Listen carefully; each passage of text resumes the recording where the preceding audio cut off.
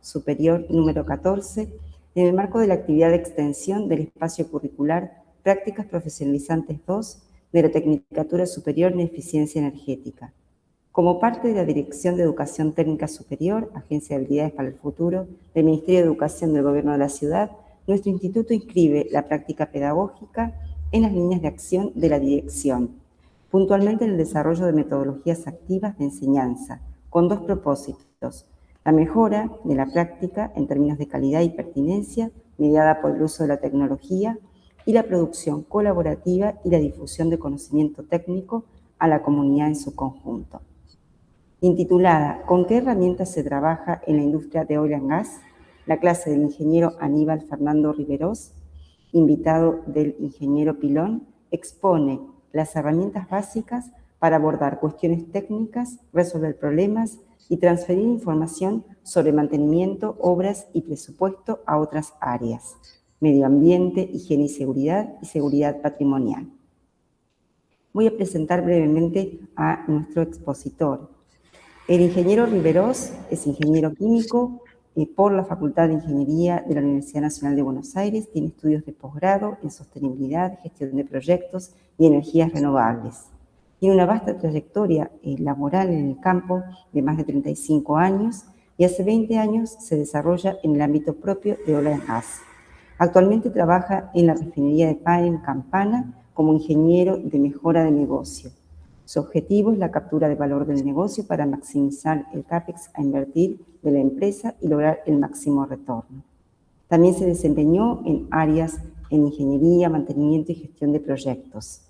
Por demás, muchas gracias, ingeniero Pilón, por traer a este colega, amigo, que nos ayuda a nosotros como instituto y a los estudiantes y a quienes nos acompañan hoy de escuelas técnicas, para profundizar en estas cuestiones y sobre todo para poder imaginar horizontes posibles de desempeño laboral para nuestros estudiantes. Bueno, sin más, yo cedo la palabra a nuestro rector que acompaña estas iniciativas y al doctor Miguel Marcelo Canetti. Muchas gracias, Marcelo, te cedo la palabra. Muchas gracias, María Eugenia. María Eugenia Pisuri es nuestra asesora pedagógica y coordina estos encuentros.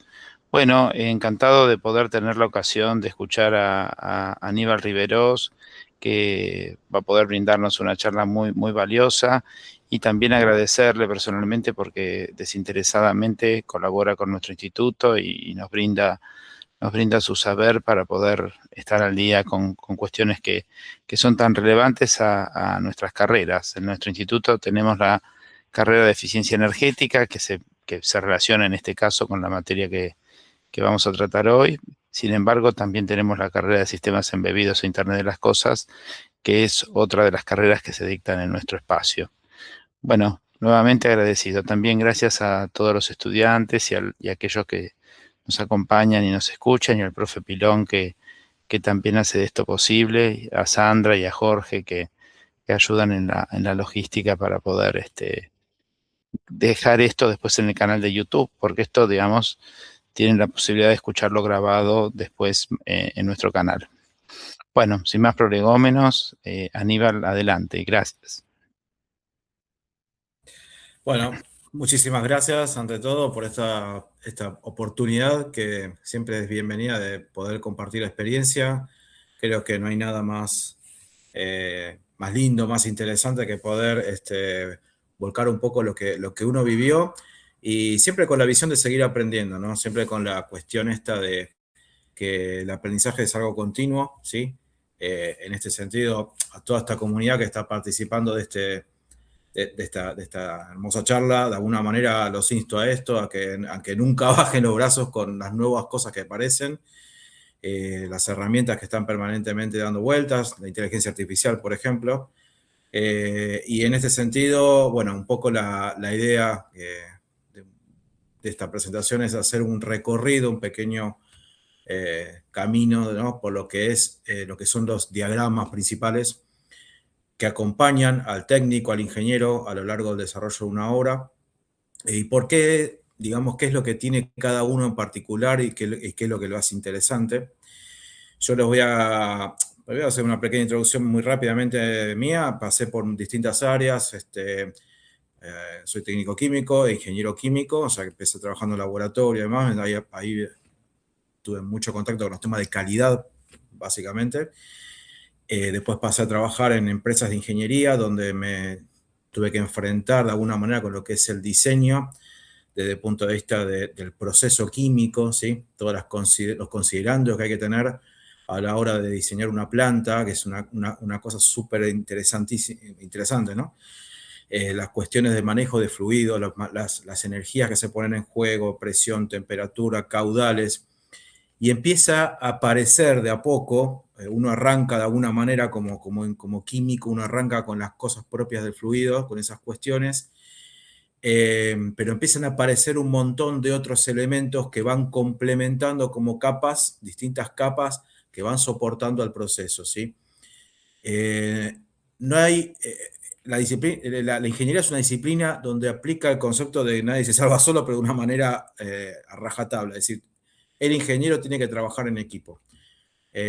Posiblemente en una primera etapa el ingeniero de procesos, el ingeniero químico es el que lidera esta cuestión, ¿sí?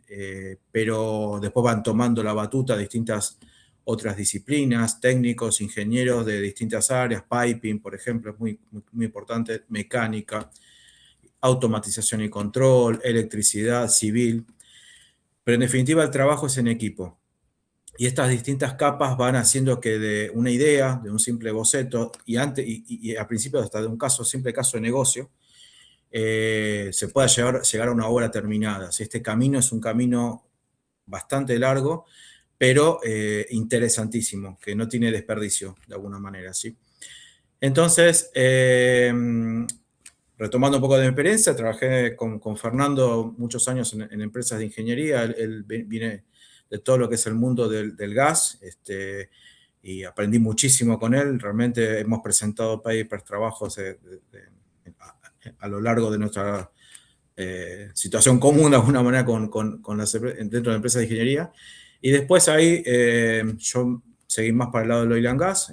Hoy trabajo en la refinería de Pan American Energy, que se llama Action Energy, en Campana, y ahí tuve la oportunidad de ver cuestiones muy interesantes de lo que hace a la complejidad propia de una refinería, ¿no? Antes que nada les quiero comentar algo en general, después les voy a mostrar unos pequeños ejemplos que les traje, pero no los quiero agobiar con esto porque lo importante es que se lleven el concepto. Cuando uno arranca un proceso de diseño, una etapa de diseño, lo primero que tiene que pensar es en aquellas cuestiones que tienen que ver con el fluido que uno maneja, lo que hace a lo que es el balance de masa y energía, ¿sí? Todas las cuestiones que tienen que ver con las presiones, las temperaturas, los caudales que manejan las distintas corrientes de los procesos, y qué función van cumpliendo los equipos, ¿sí? Cada equipo en el mundo de la ingeniería química en particular obedece a una cuestión a una operación particular, ¿sí? Este es un tema en el cual los ingenieros químicos nos especializamos, tenemos esa digamos, ventaja de poder entender, y nos encanta hacer eso, entender los procesos desde el inicio, pero no queda ahí, ese es el puntapié inicial. Van a ver que en este recorrido después aparece un diagrama mucho más complejo, que es el diagrama P&ID, que se llama Process and Instrumentation Diagram. Este diagrama de alguna manera ya coloca mucho más detalle, permite trabajar lo que es la operación, el control y la seguridad en un proceso químico, y establece cuestiones muy documentadas, muy estudiadas, que señalan el camino para la siguiente fase. El P&ID es un documento muy importante, es un documento que tiene que representar los datos de los equipos, cuestiones de válvulas, cuestiones de seguridad. A veces uno dice, bueno, entre un P&ID y otro la única diferencia es que cambié la condición, por ejemplo, de diseño de una válvula de seguridad, y parece que no es mucho el cambio desde el punto de vista del dibujo en sí mismo, pero desde el punto de vista del proceso el cambio puede ser enorme, y puede ser la diferencia entre trabajar en un proceso seguro, en condiciones de seguridad, y en un proceso inseguro, ¿sí? Y por último, y esta es la parte el tercer diagrama de alguna manera, que sería que son dos diagramas, que es el layout y el plot plan. son los diagramas que necesitan de una persona que sea respetuosa de lo que había antes, entienda la filosofía de operación, de control, lo que de alguna manera está representado en el PFD que hablamos al principio, el PNID ya más detallado, y que a partir de eso ya coloque los equipos en planta y las conexiones, el interconexionado de alguna manera entre los equipos, ¿sí?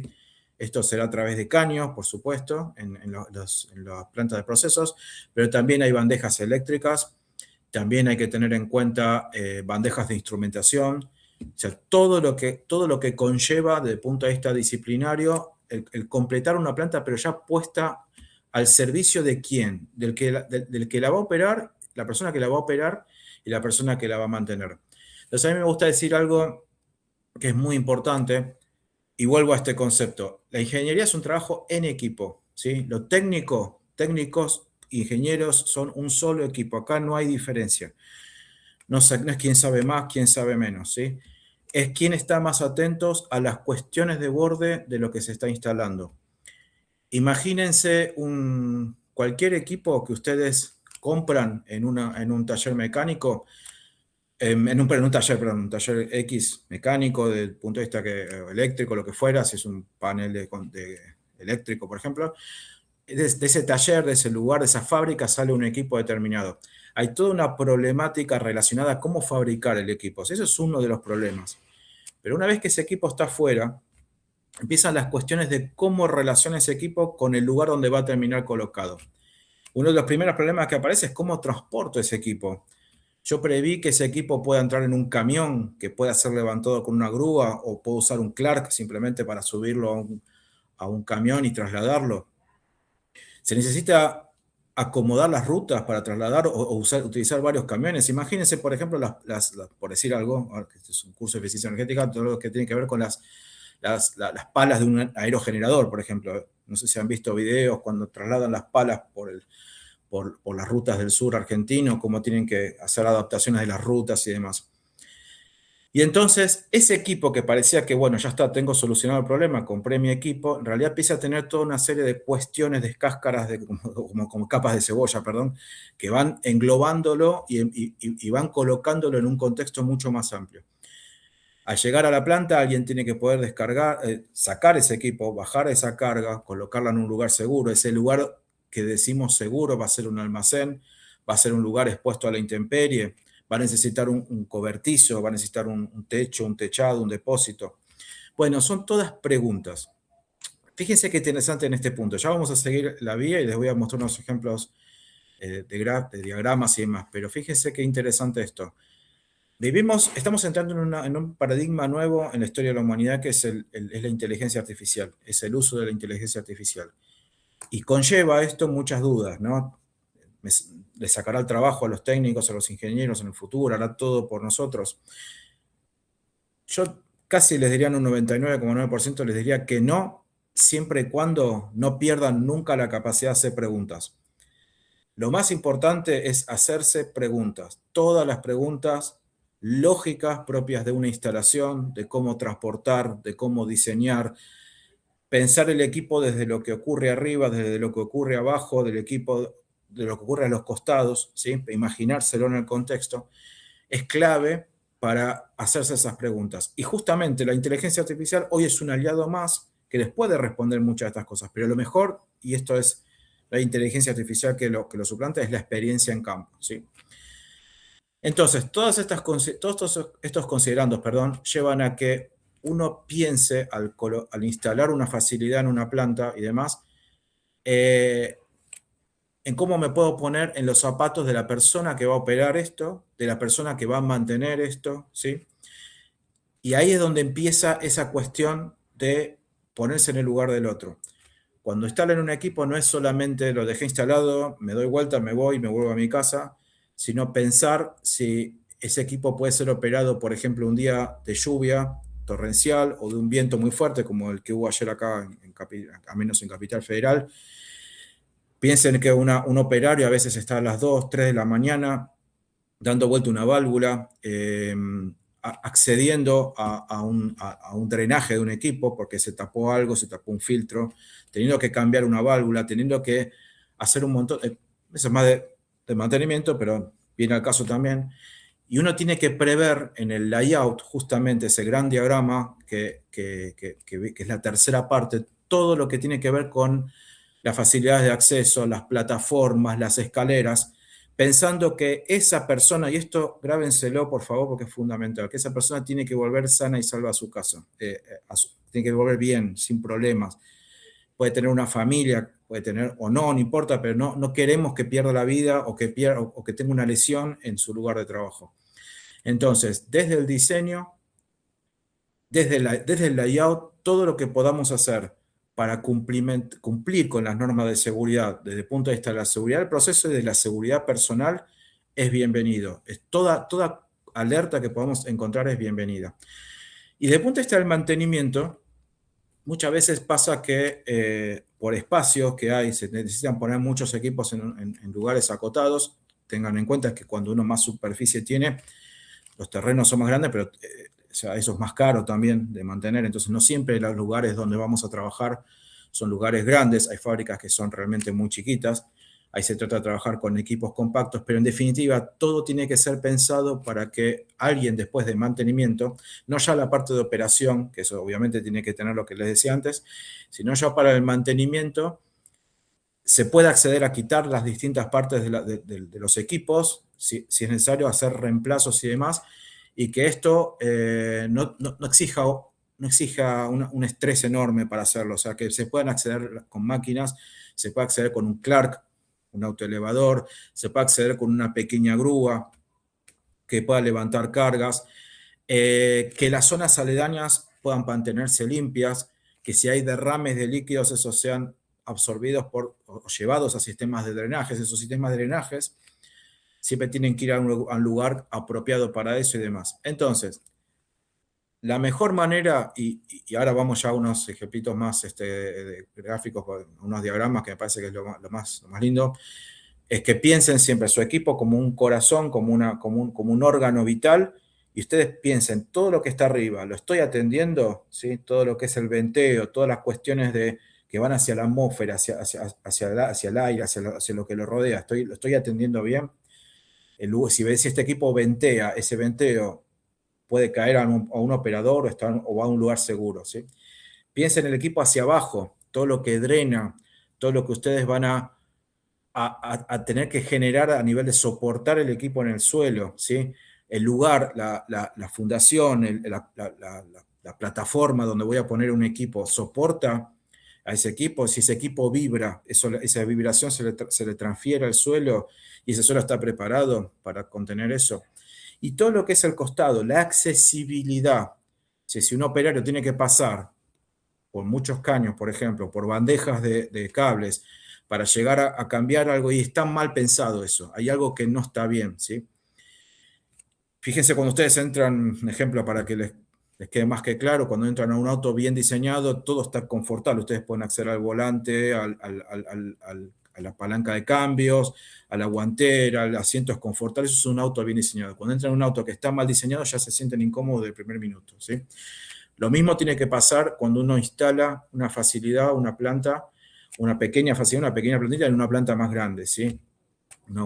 Digamos un tanque, puede ser un tanque de almacenamiento, un recipiente a presión, una bomba, puede ser un compresor, puede ser una pequeña planta frigorífica, cualquier cosa, ¿sí? Un equipo de aire acondicionado. Entonces, todos estos considerandos llevan a tener estas precauciones. Yo les voy a mostrar ahora muy rápidamente, lo voy a hacer rápido para no excederme, así me dan un segundito.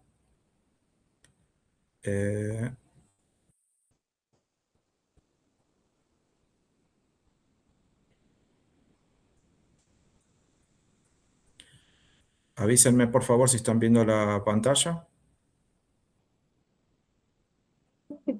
Sí, ahí se ve. Perfecto, buenísimo. Yo voy a hacer el método de los deditos, cualquier cosa para arriba o levantar la mano para pensar. Esto yo no lo armé en un PowerPoint, lo armé en un PDF, me pareció más práctico para que quede en un formato más apaisado.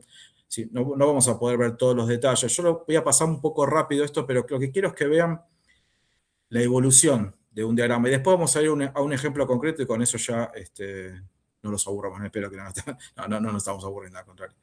Esto es un PFD. Un PFD, como dijimos, es un diagrama de flujo de procesos. Es importante que cuando ustedes tomen un PFD vean algunas cuestiones rápidas que los ayudan a entender si está bien armado, ¿sí? Les voy a decir algo con total honestidad. Si ustedes logran ver un PFD en alguna planta es porque esa planta trabaja bien. ¿Sí? Es una gran noticia, porque atrás hay un procesista que ha hecho balances de materia y energía y demás.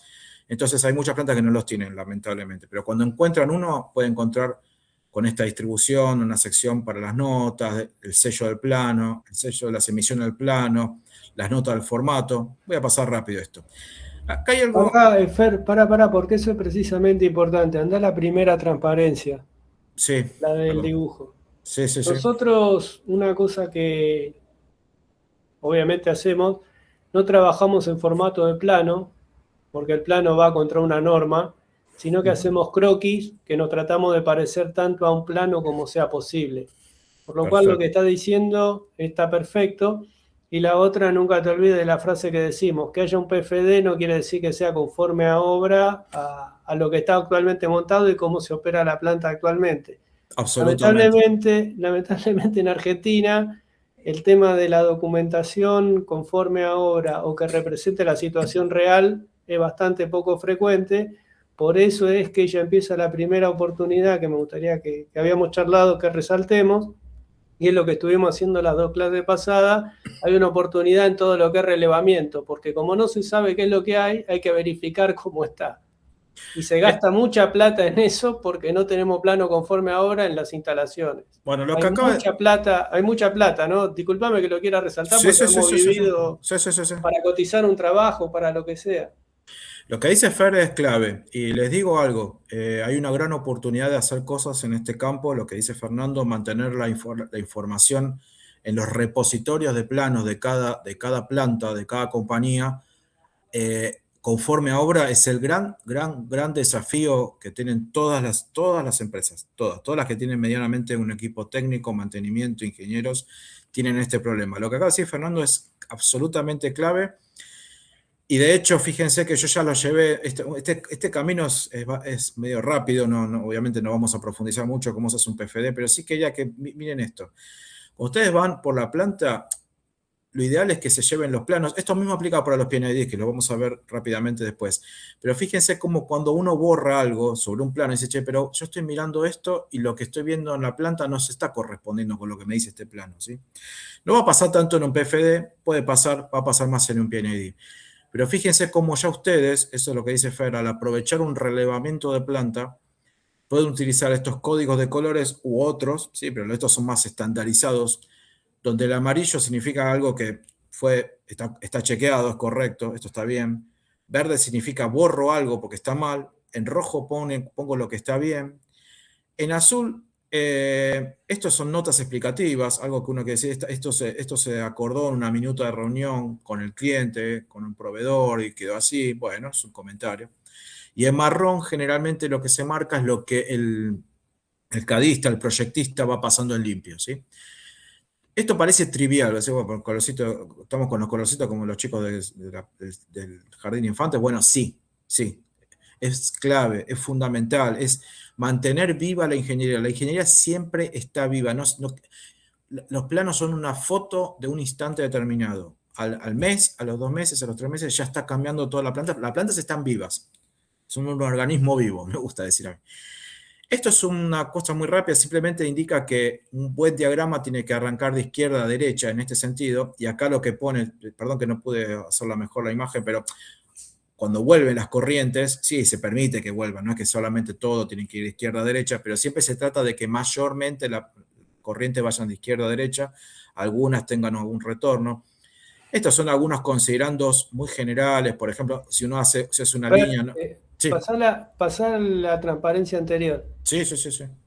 Acá, rápidamente, para que se ubiquen, esto es una columna de destilación, el equipo principal. Marcalo vos, así... Sí, por favor, sí. Es una columna que tiene una alimentación y marca cuáles son las bombas que impulsan el fluido. A ver si podemos ver un poquito más. Estos son los símbolos de las bombas, ¿ven? Que fíjense que un un PFD no indica qué tipo de bomba es en particular. Pone bomba, ¿sí?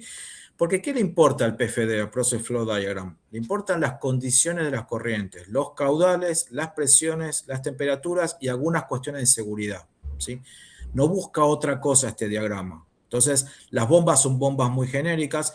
Hay una columna de destilación, una columna de fraccionamiento, por ejemplo, en este caso, un horno. Estos son intercambiadores de calor, ¿sí? Acá tienen lo que va por estas montañitas de una manera, por este zigzag, son los tubos de un intercambiador de calor, representa eso, ¿sí? Por supuesto, después hay toda una teoría específica de cómo se diseña un horno, un intercambiador de calor, ni que hablar de las torres de destilación, esos son libros y libros que hay enteros. Esto es un aeroenfriador, ¿sí? Perdón, una cosa, Sí. chicos, para los que están en clase, vean que el símbolo de aeroenfriador es igual al que usamos en clase. Lo tienen presente eso, ¿no? Bien.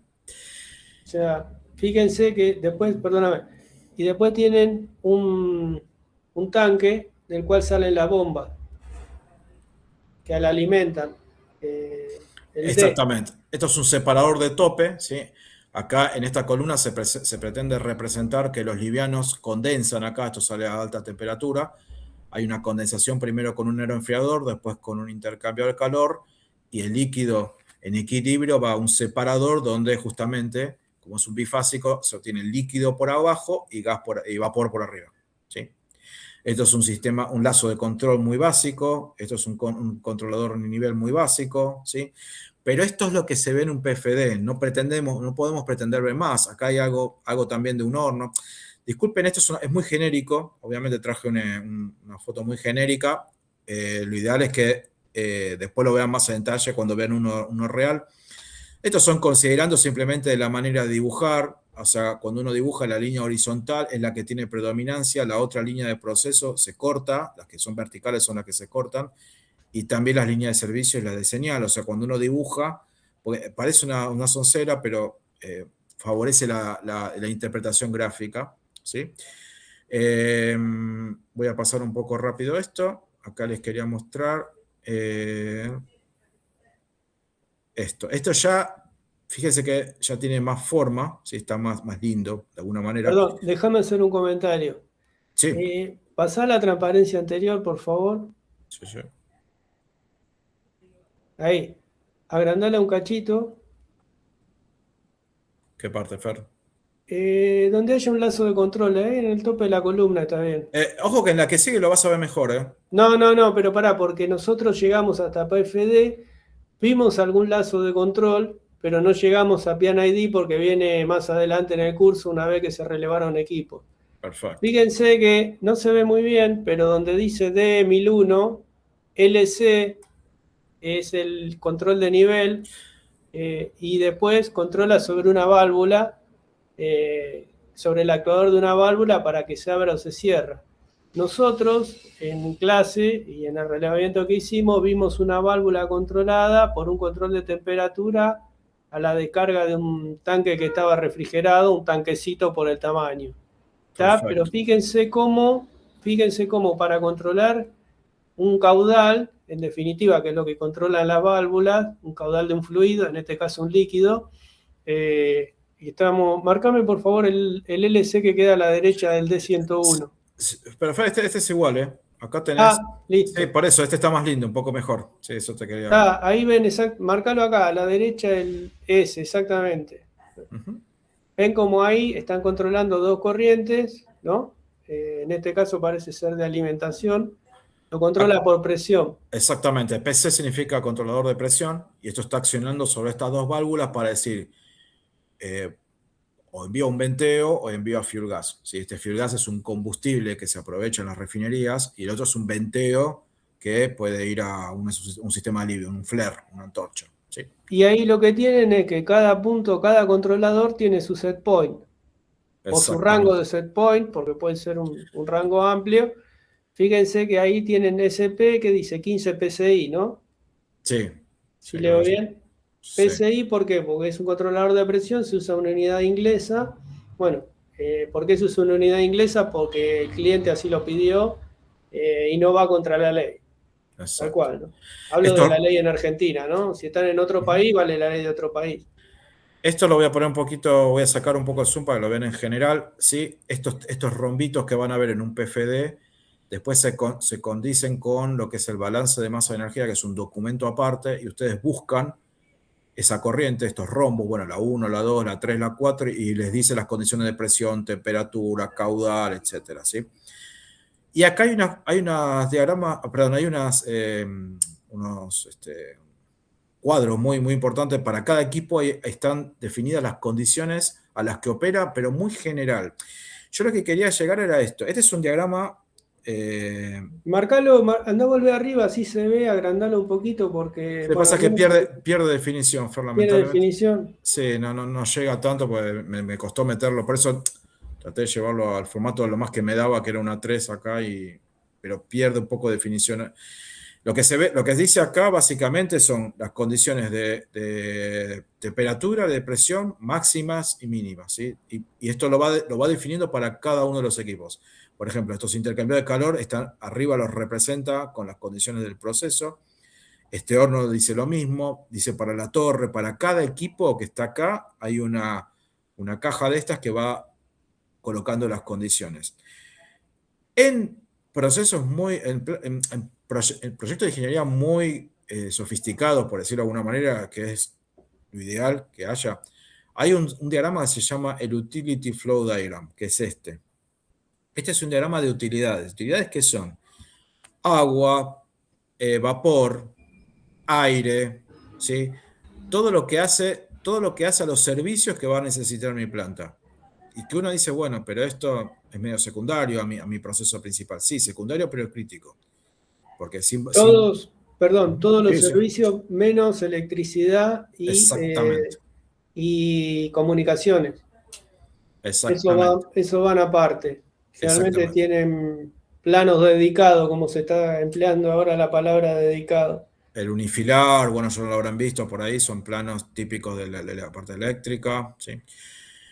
Y hay un diagrama que es muy importante, esto no lo quería dejar de mencionar, que es el de materiales. No se suele ver muy seguido, pero lo que está diciendo este diagrama es, en base a las condiciones de presión, temperatura, caudal de las corrientes, los materiales, esto lamentablemente está muy chiquito acá, no lo podemos llegar a ver, pero estos, créanme que lo que está definiendo, ahí esta línea, son los materiales que la metalurgia que se va a necesitar en esa línea. Y en definitiva, la metalurgia que se va a necesitar en los equipos, ¿sí?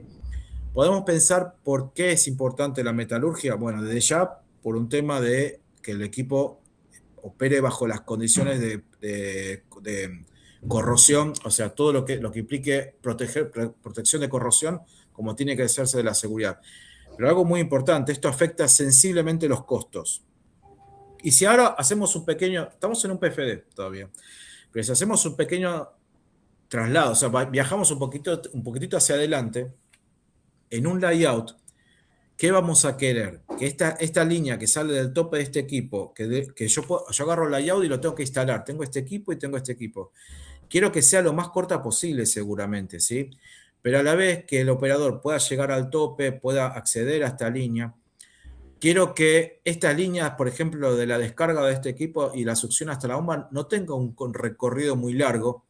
No los voy a marear, pero existe algo que se llama la cavitación de las bombas, que hace que si esta línea tiene que tener un diámetro enorme para que no cavite, y lamentablemente cuando no queda más remedio que poner la bomba separada del equipo, hay que aumentar el diámetro, pero si no, se trata de que esta línea sea lo más corta posible. Entonces, esas necesidades propias del proceso o propias de la parte de seguridad, ¿sí?, chocan contra la realidad física. Entonces, realmente créanme que un layout, establecer un layout bien inteligentemente o un plot plan es algo de mucha viveza en el buen sentido, de mucha chispa para darse cuenta cómo hacer las cosas ergonómicamente viables, con seguridad para los operadores que están todos los días y para la gente de mantenimiento, ¿sí?, para el personal de mantenimiento. Entonces, los considerando desde ese punto de vista de protección no son los mismos que en un PFD. Voy a pasar poquitín más rápido acá. Un comentario antes. Sí, sí, sí. Nosotros vimos sobre el mismo PFD toda la información que podemos ir obteniendo y fíjense lo importante que es para la parte constructiva, para la parte de presupuestación, para la parte de montaje, porque muchas cañerías pueden ser no metálicas, dependiendo en el proceso en el que estén, puede tolerar que sea no metálica la cañería, con lo cual una cañería de plástico es mucho más liviana que una cañería metálica, con lo cual los costos de izaje bajan notoriamente y las condiciones de unión de las cañerías también son distintas, con lo cual los costos también bajan muchísimo. ¿Me siguen? Exactamente. Piensen algo muy importante, no lo dije, pero es clave.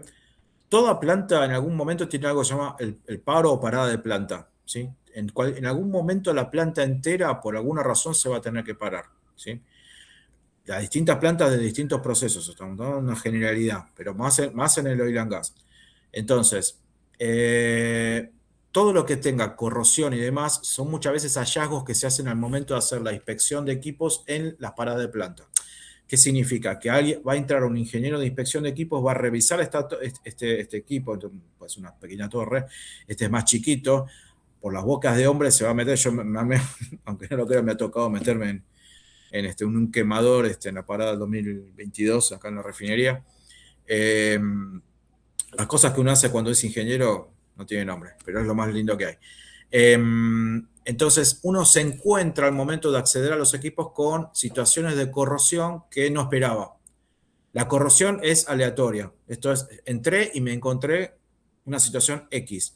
Entonces, es importante también esto de que, como dice Fer, minimizar todas estas cuestiones de corrosión. Si podemos utilizar plástico en algunos lugares donde esté permitido por normas, en una refinería es muy poco común, más que para algún drenaje de agua, pero en otro tipo de plantas que no son del oil and gas se puede utilizar sin ningún problema, pero siempre vean los códigos, primero siempre las leyes, ¿no? Las leyes nacionales, todo esto, las leyes provinciales, las leyes locales, pero después los códigos que los van asesorando, los códigos internacionales estandarizados, que están diseñados por ingenieros que son cráneos, tienen doctorados en ingeniería, además son gente que sabe muchísimo y que nos ayudan, porque la ingeniería es un trabajo de equipo mundial. Entonces estos ingenieros nos escriben las normas y más para que el conocimiento se comparta, ¿sí?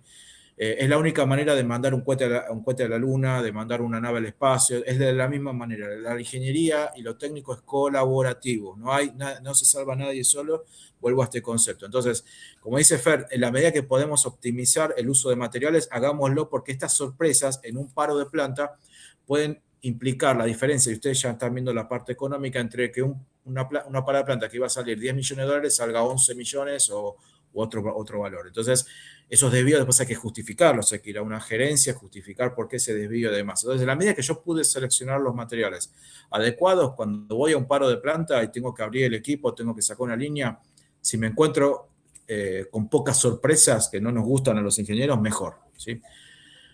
Así que es muy importante lo que dice Fer. Ahora ya estos son los diagramas PNID. Por ahí estos son diagramas, como vos me comentaste, Fer, los van a ver un poquito más adelante, ¿correcto? Ya PNID. Para nosotros es la evolución de lo que sería el PFD, donde cierra toda la información posible para operar, mantener. Obviamente ayuda al montaje, pero como no tiene dimensiones geométricas ni orientaciones, es un plano de chequeo para la obra, pero sí es importantísimo desde el punto de vista de la operación y el control, ¿no?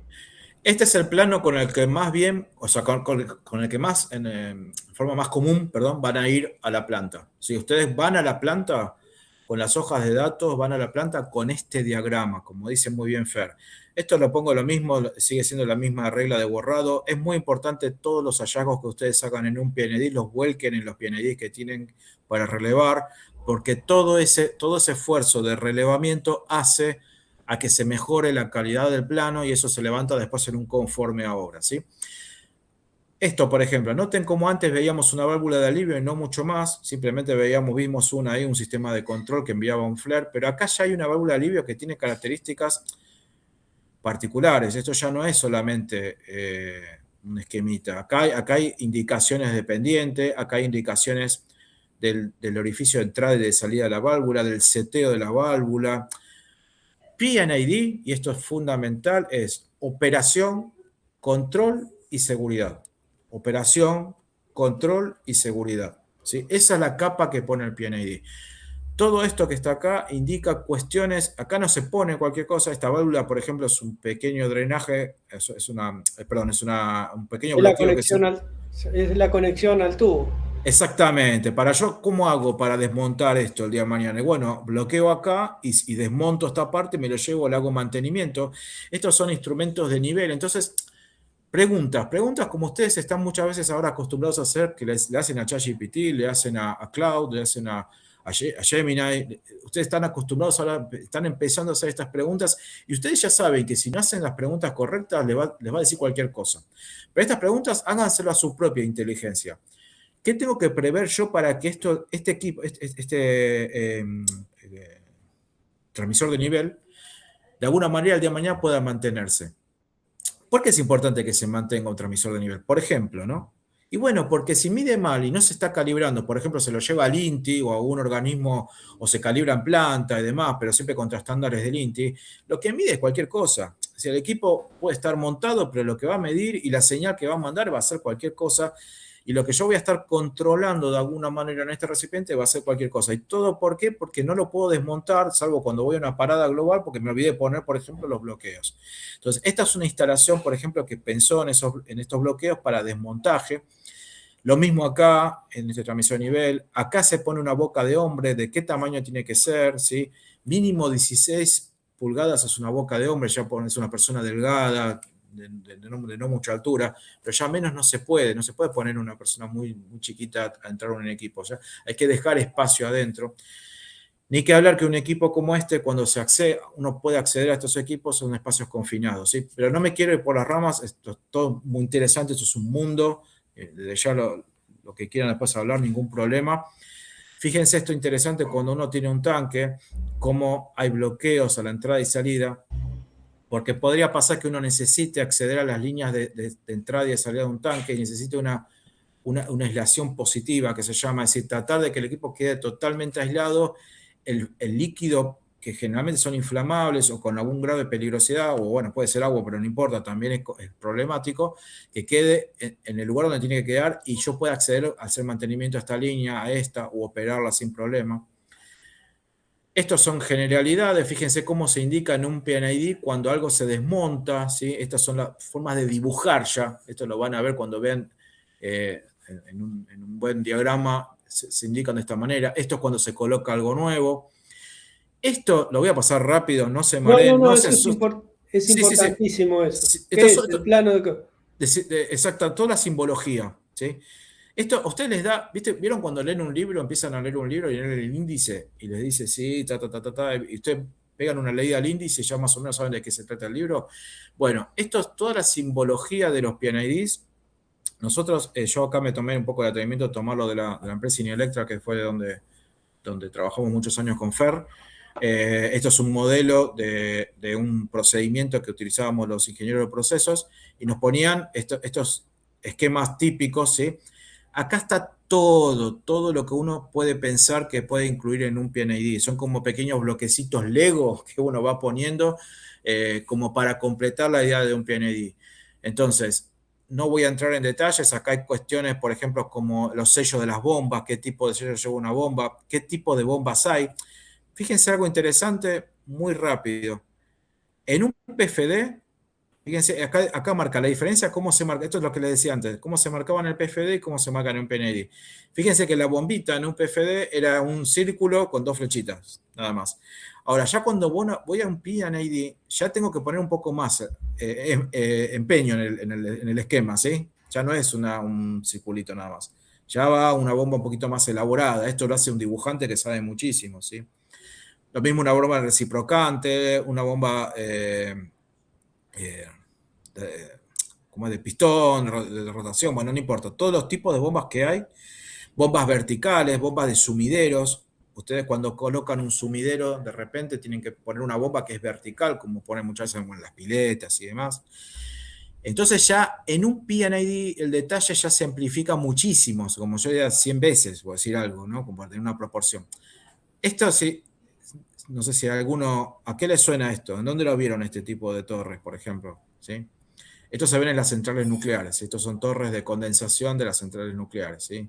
Cuando uno ve, muchas veces, está bien, hay radiación en las centrales nucleares, pero no está acá la radiación. Cuando uno ve las centrales nucleares y ve el vapor, mucha gente piensa que ahí está saliendo radiación y eso es vapor de agua. Pero bueno, acá tenemos el esquemita de lo que es el sistema de enfriamiento. Estos son los hornos. Fíjense Perdóname, Sí. marca arriba de la torre de enfriamiento, marcala porque es un equipo que vamos a ver cuando hagamos la recorrida del segundo cuatrimestre. Perdónenme, Hay por mu- favor, que no se ve mejor esto, pero como dice Fer, fíjense cómo ya marca los detalles acá en de la los torre. distintos tipos de torres de Exacto. enfriamiento que son las que se ven en las terrazas de los edificios por lo general.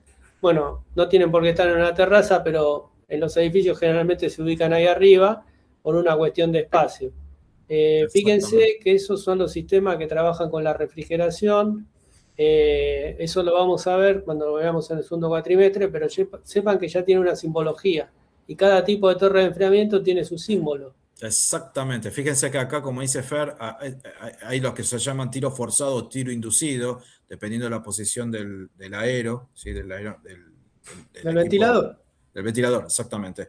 Y después hay rellenos también, ¿sí? Hoy se utilizan torres con relleno y de hecho hay una carrera tecnológica entre los vendedores de las torres de enfriamiento para venderles el relleno de mayor eficiencia, ¿sí? Esto ya lo quiero ir cerrando. Simplemente les quería mostrar, fíjense la diferencia en un recipiente muy rápidamente. En un PFD no tiene nada, no tiene los indicadores de nivel. Sin embargo, ya en un PNID se piden las indicaciones de nivel y a qué altura están. Esto es muy importante, muy importante. Para encontrar que a veces no, en los grandes proyectos se hacen análisis específicos que se llaman HACCP, que son digamos, reuniones específicas de análisis de los riesgos del proceso.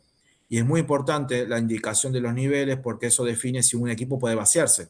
Yo no quiero llegar a un equipo que tiene que tener normalmente un nivel de líquido a que se vacíe completamente porque eso hace entrar vapor potencialmente esto va a una bomba. Entonces no puedo hacer entrar vapor a una bomba porque rompo la bomba, ¿sí? Entonces yo siempre tengo que tener un nivel de seguridad acá y seguramente una vez que yo indico estos niveles voy a tener que poner controles de nivel acá para evitar que una bomba que esté acá abajo, si eventualmente este equipo se vacía, pueda cavitar y romperse. Romper una bomba, para que se dé una idea, una bomba promedio de una refinería está alrededor de los 250.000 a 350.000 dólares instalada.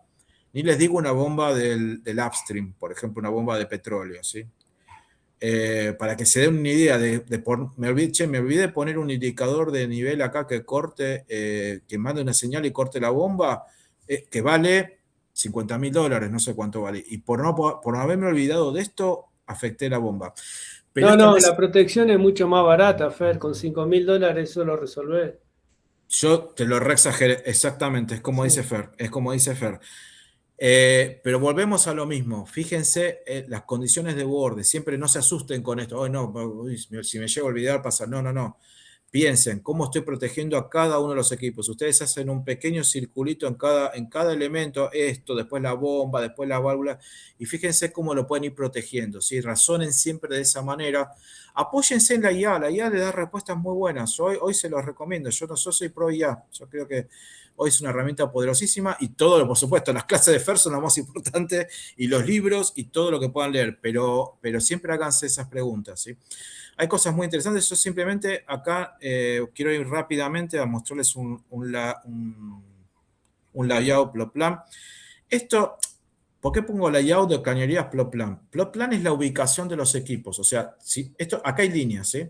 Pero si yo simplemente lo que estoy buscando es ubicar los equipos en una planta para ver si hay espacio y demás, y puedo mover, por ejemplo, grúas y demás, a nivel muy general, si puedo ver que puedo hacer una calle y la rotación de los camiones, los radios de giro de los camiones me permiten moverme entre los equipos, lo mismo una grúa, lo mismo un Clark. Bueno, eso se analiza con un plot plan de equipos, ¿sí? Ubicación de equipos. Un layout ya es mucho más complicado, necesita de un paipinero, que decimos nosotros, de un especialista en cañerías, mucho mejor preparado que ve las interferencias posibles entre caños, ¿sí? Esto es en general, y quería llegar a esto, perdón, esto hoy en día todas estas cuestiones se resuelven mucho con maquetas 3D. Esta es una genérica que ni siquiera es de las últimas generación, de la última generación de maquetas 3D que hay. Son muy interesantes, ustedes pueden jugar con dar vuelta a la maqueta, jugar a poner esto, por ejemplo, distintos tanquecitos, ver cómo se unirían, imaginarse adentro, caminando por la planta, tienen modos estas maquetas de que ustedes se pongan a caminar, accedan. Acá en esto no se ve ahora bien, pero acá hay seguramente accesos a estos equipos, una especie de turbo compresor, parece que es esto. Entonces acá hay que jugar un poco con todas Eso estas es un cuestiones. ciclo combinado. Es un ciclo combinado, sí. 3 ciclos combinados de... No sabemos si son turbinas de generación o compresoras de gas. No sé si tenés tiempo, Fer. Yo les quería comentar algo muy rápido, una historia. Si no, ya pasamos, si querés. No, lo importante acá es, volver por favor al layout, lo plan. Fíjense que lo que ven ahí, que son cañerías, nosotros lo vimos con el caso de tendido eléctrico y luminaria para un local y funciona de la misma manera. Exactamente. Fíjense cuál es la diferencia. En un local o en una planta abierta, las cañerías van a ir dentro de paredes o por techos o por suelos, paredes, techos o suelos, mucho más de eso no se pueden escapar.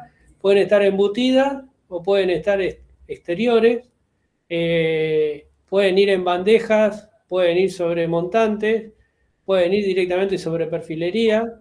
Lo importante es que identifiquen dónde están los tendidos y los pasos que tienen al momento de ir a hacer una tarea de mantenimiento, operación, de lo que sea. El acceso es fundamental y después, bueno, las distancias entre equipos muchas veces están vinculadas por normas de seguridad y por normas sanitarias. Nosotros acá estamos hablando mucho de la industria de oil and gas, pero otros dos casos que son clásicos para mencionar todo esto son la industria farmacéutica, que requiere... La industria farmacéutica tiene dos grandes módulos, la parte limpia y la parte sucia, ¿no? La parte limpia, ¿cuál es? Donde se elabora el medicamento, donde el aire es hasta súper controlado, la gente entra con respiradores, o sea, parece casi la industria electrónica. Y después tienen toda la parte de servicio, que es donde se genera el vapor, el agua, el aire comprimido de servicios y demás, que no es para nada limpio, que es una instalación normal y corriente. Y después tiene la industria alimenticia, que no requiere no tiene tantos requisitos como la industria farmacéutica, pero tiene lo suyo, porque en definitiva están elaborando un alimento que tiene que tener sus cuidados. Totalmente, así como dice Fer, es así. Cada industria es importante que se investiguen las condiciones de seguridad que requiere, los lineamientos que se tienen que seguir adelante para los diseños, ¿sí? La industria alimenticia, como dice Fernando, la industria farmacéutica utiliza mucho acero inoxidable y ahí hay que ser todavía más cuidadosos en optimizar las distancias porque es muy caro el acero inoxidable. Y ni les digo si el trabajo en una planta nuclear, por ejemplo, con los sistemas de protección SEAL, que son capas y capas de protección instrumentada. Esto, una de las cosas que uno podría preguntarse es si acá, por ejemplo, puede acceder una grúa al día de mañana, porque tengo que levantar este equipo para hacerle algún mantenimiento, desmontarlo y poner un equipo nuevo. Bueno, yo podría plantar una grúa acá, acceder con el brazo. El operador puede trabajar un día de 5 grados bajo cero, suponiendo que esto estuviese en un lugar frío, o un día con una tormenta tremenda o con muchísimo calor, puede acceder a esta zona. La acumulación de calor, cómo son los drenajes para que pueda acceder y salir el agua, cómo es el acceso aéreo, cómo puede acceder a la parte superior del equipo, dar vuelta una válvula. Todos esos considerandos son fundamentales en un layout. Esto es caminar. La planta nunca solo, siempre con el operador, siempre con la persona de mantenimiento, siempre con ese señor que tiene muchos años de planta, que sabe.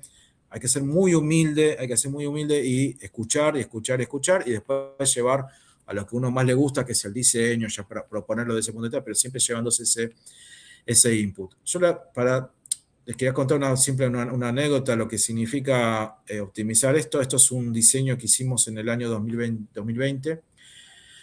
Si ustedes recuerdan, plena pandemia, esto se hizo durante la plena pandemia en la refinería Campana. ¿Qué significó esto? Como ustedes están viendo temas eléctricos, Acá en las refinerías existe un equipo que se llama cracking catalítico. Ese equipo trabaja con un reactor y un generador que son el corazón del proceso.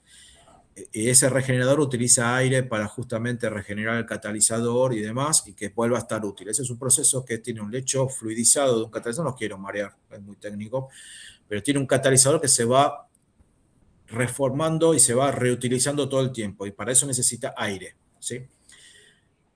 Allá por el medio de la pandemia, yo les cuento, yo estuve solamente 2 meses en casa por la pandemia, porque yo trabajaba en mantenimiento como jefe de ingeniería, y así que tuve que ir como personal esencial, con lo cual me salvé de estar en casa, que me encantaba estar en la planta.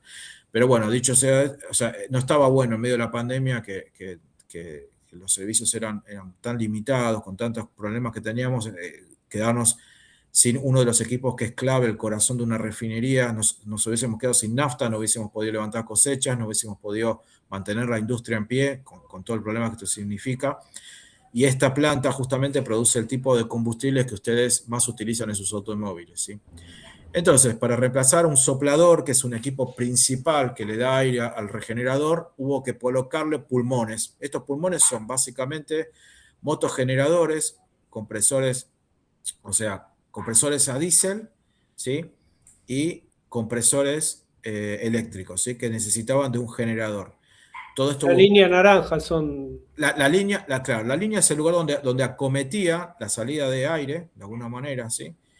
Y algunos llevaban combustible porque funcionaban a diésel, y otros, el combustible en algunos el combustible iba directamente al generador y eso generaba el aire, y en otros el combustible iba a un generador eléctrico y el eléctrico al compresor eléctrico, ¿sí? Y esto del aire. Y acá, esta es la línea de aire que tuvimos que poner una serie de caños concatenados. Literalmente esto fue sacar, imagínense, un médico que saca un corazón y en el proceso diseña un sistema para que el organismo no deje de recibir sangre, ¿sí? La sangre, de alguna manera, era este aire que le teníamos que mandar al proceso. ¿Por qué? Porque había que reemplazar un equipo muy complicado, que es un soplador de Siemens. Digo la marca porque para que se den una idea, Siemens no hace cosas chiquitas. Y es un soplador que se construyó en Alemania y ya se reemplazó, por supuesto, eso fue en el 2020. Pero en este proceso hubo que optimizar muchísimas cosas. Y esto lo traje porque es un ejemplo lindo, simple, no es tan complicado como otras cosas que vimos. Pero fíjense cómo esto significaba. Acá hay una calle, ¿sí? Esto significaba que iba a estar por la calle. ¿Cómo íbamos a acceder? Acá, si ustedes llegan a ver en celestito, no sé si lo llegan a ver, acá está el borde de la calle. ¿Cómo íbamos a acceder con los operadores para hacer mantenimiento? ¿Podía acceder un vehículo por acá? Estos eran todos los motogeneradores andando. Yo les decía, imagínense siempre en el rol del operador de mantenimiento y demás, el ruido que hacía esto. Entonces hubo que poner paneles acústicos para bajar ese ruido. Los drenajes, hubo que hacer un sistema de drenajes y establecer los lugares donde íbamos a enviar todo lo que era. Estos equipos llevan un cambio de aceites cada cierta cantidad de horas, no es como el auto que lo hacemos cada 10.000 kilómetros. Estos equipos consumen aceite en cantidad fuerte, digamos de una manera, entonces había que prever lugares para colocar los tambores usados de aceite, colocar aceite nuevo. Obviamente esto era un alquiler que se le hizo a una empresa, que hay muchas en el mercado que proveen este tipo de equipos, pero independientemente de eso, desde el lado de Axion teníamos que trabajar codo a codo con ellos. Acá estaban los tanques de combustible, hubo que poner estos pequeños tanques móviles de combustible para que puedan proveer. Tenía que venir un camión a cargar los tanquecitos estos, ¿sí? Uno en cada punta, uno en cada extremo, ¿sí? El camión tenía que poder acceder. ¿Qué recorrido iba a hacer el camión? Bueno, hacía esto, dejaba la manguera, cargaba, ¿sí? Y todo esto después conectado al lugar donde nosotros después proveemos el aire a la planta. No los quiero marear mucho, pero esto sería así, ¿sí? Esta es la vista de corte lateral. Esto venía así, subía e empalmaba en un train acá, y visto desde arriba lo hacía de esta manera. Pero fíjense la complejidad de estas cosas. Ahora, perfectamente es posible, se puede hacer cada una de estas cosas, simplemente hay que pensarlas muy bien.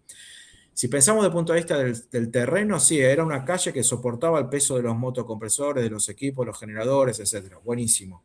Si pensamos desde el punto de vista de los drenajes, y hubo que buscar las cámaras de los drenajes para lo que sea, todo lo que se pudiese mandar al separador API. Hubo que buscarlas y llevar caños hasta ahí. Ni que hablar del caño principal, hubo que diseñar un caño específicamente para acometer a la entrada de aire. Y desde ya, acá, cuando se hizo cuando empezó a funcionar todo esto, pues no sabíamos si iba a funcionar, porque son muchos compresores que hacen el rol, toda esta cantidad, no sé, como 30 y pico equipos creo que eran, equivalía a un solo soplador gigantesco, imagínense eso, ¿no? Entonces no sabemos si vamos a poder lograrlo en cuanto a la confiabilidad. Recuerden los temas de confiabilidad, que las cantidades de máquinas estén dando el servicio adecuadamente y no se empiecen a caer las máquinas, ¿sí? Bueno, fue todo un desafío, funcionó por suerte. Bueno, esto dio lugar a un trabajo que se presentó y demás, que quedó como una cosa que se hizo durante la pandemia. Y después, no se muestra acá, pero el soplador en sí mismo hubo que sacarlo con una grúa especialmente, hubo que hacer todo un desmontaje. Y de nuevo, para todas estas operaciones, fundamentales pensar en el lugar donde estoy, pensar en los temas de seguridad, pensar en las cuestiones logísticas, pensar en el transporte, pensar en cómo pongo una máquina, cómo saco una máquina, cuál es el largo de una grúa, las cuestiones lógicas, ¿sí?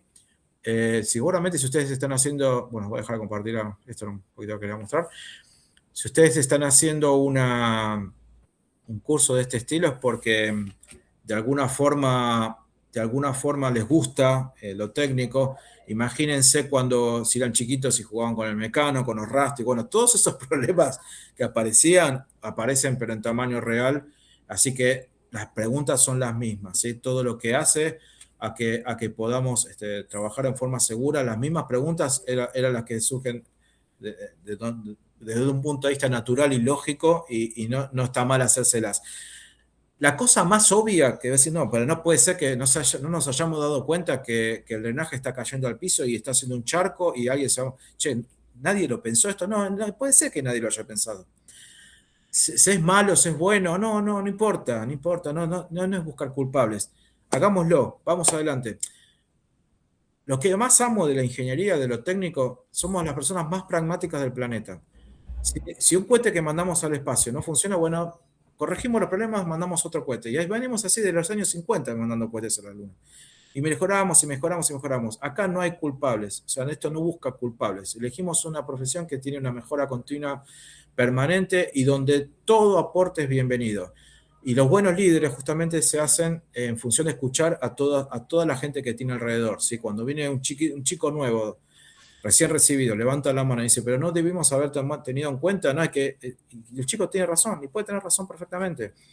Es ese espíritu joven, lo que les quiero decir, que espero los acompañe siempre para este tipo de decisiones y que puedan llegar a buen puerto, así con un poquito este recorrido que hicimos. Bueno, creo que hablé yo un poco mucho. No sé si Fer, ahí querés comentar algo más. No, por mi parte, primero agradecerte que hayas preparado tanto material. Ellos ahora están arrancando un TP que se llama prototipo, con lo cual la idea es que construyan el prototipo y una de las condiciones para que aprendan lo que es la constructibilidad y la logística es que se pueda llevar y traer. O sea, cómo lo llevan y cómo lo traen es un problema que tienen que resolver. ¿Y por qué les digo que sea así? Porque así es en la realidad. ¿Cómo hacer para llevarlo y traerlo? Bueno, acá te limita el tamaño de una bolsa de supermercado o la mochila, cómo lo armás para que se pueda mostrar. No importa el prototipo, hay total libertad para hacerlo. Obviamente van haciendo la documentación y terminan con el presupuesto, con el análisis de constructibilidad y si nos da tiempo con ¿cómo se llama? Con el sistema de alarmas, de enclavamientos y alarmas. Excelente, buenísimo. Muy bien. Por ahí ponemos los lazos. Así que bueno, no la veo a María Eugenia, pero me permito tomar la batuta. Marcelo, no sé si querés dirigir vos, pero me parece que estaría bueno que hagamos unos minutitos de consulta si las hay. Sí, por supuesto, adelante. No sé si la subiera, adelante.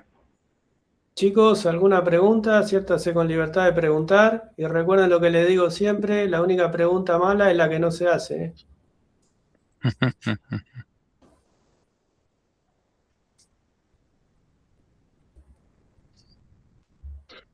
Bueno, no se animaron, me parece.